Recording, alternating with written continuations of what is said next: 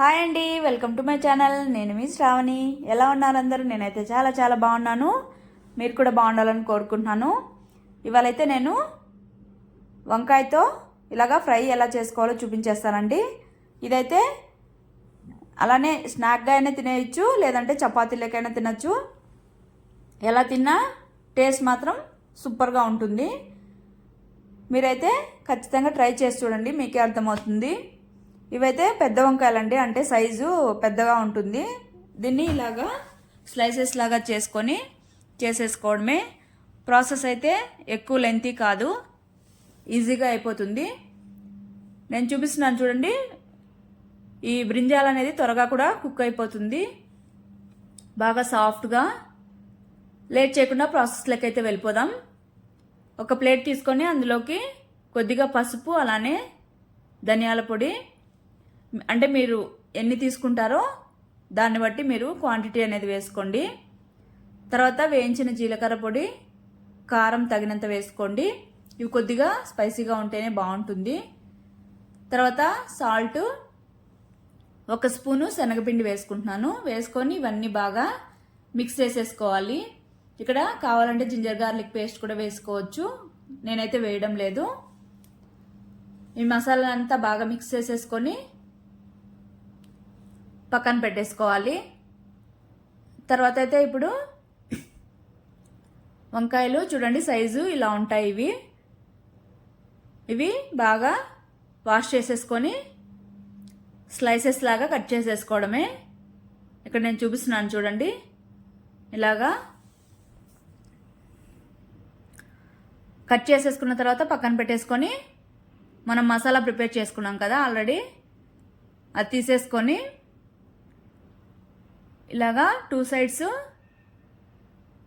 Press చేసేసుకొని ప్లేట్లో పెట్టేసుకోవాలి.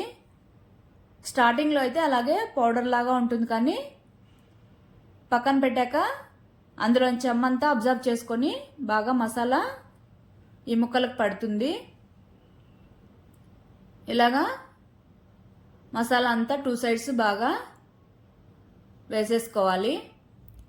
వేసేసుకొని పక్కన పెట్టేసుకోవాలి. 2 మినిట్స్కి అంతా ఇది చెమ్మతో అబ్జర్వ్ అయిపోతుంది. తర్వాత స్టవ్ మీద పాన్ పెట్టుకొని, దీనికైతే ఆయిల్ కూడా ఏమి ఎక్కువ అవసరం లేదండి, తక్కువ ఆయిల్తోనే అయిపోతుంది. టేస్ట్ కూడా చాలా బాగుంటుంది. అందులోకి ఆయిల్ వేసుకోవాలి. ఆయిల్ వేసుకున్న తర్వాత మీడియం హీట్లోనే ఈ ముక్కలన్నింటినీ ఇలాగా వేసేసుకోవాలి. వేసేసుకొని మూత పెట్టుకొని ఒక సైడు 2 మినిట్స్ అలాగా కుక్ చేసుకుంటే 2 మినిట్స్లోనే కుక్ అయిపోతాయి, లేట్ కూడా అవసరం లేదు. తర్వాత కావాలంటే పైన కూడా ఆయిల్ స్ప్రెడ్ చేసుకోవచ్చు. మూత పెట్టుకొని 2 మినిట్స్ కుక్ చేసుకున్న తర్వాత ఇంకో వైపు కూడా తిప్పేసుకోవడమే.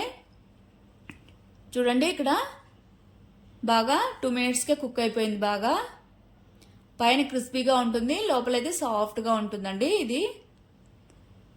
ఇంకో వైపు కూడా టర్న్ చేసిన తర్వాత మూత పెట్టుకొని ఫ్రై చేసేసుకోవడమే. ఇక్కడైతే ఫ్రై అయిపోయాయి, తీసేసి ప్లేట్లో పక్కన పెట్టేసుకొని మిగిలిన ముక్కలన్నింటినీ ఇలాగే ఫ్రై చేసేసుకోవాలి. అంతే అండి, సింపుల్గా అయిపోయింది కదా. మీరు ట్రై చేస్తారా? ట్రై చేయండి తప్పకుండా.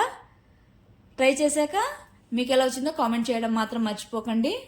అలానే సబ్స్క్రైబ్ చేసుకోండి నచ్చినట్టయితే. Okay, bye. Thank you for watching. Please like, share and subscribe to my channel.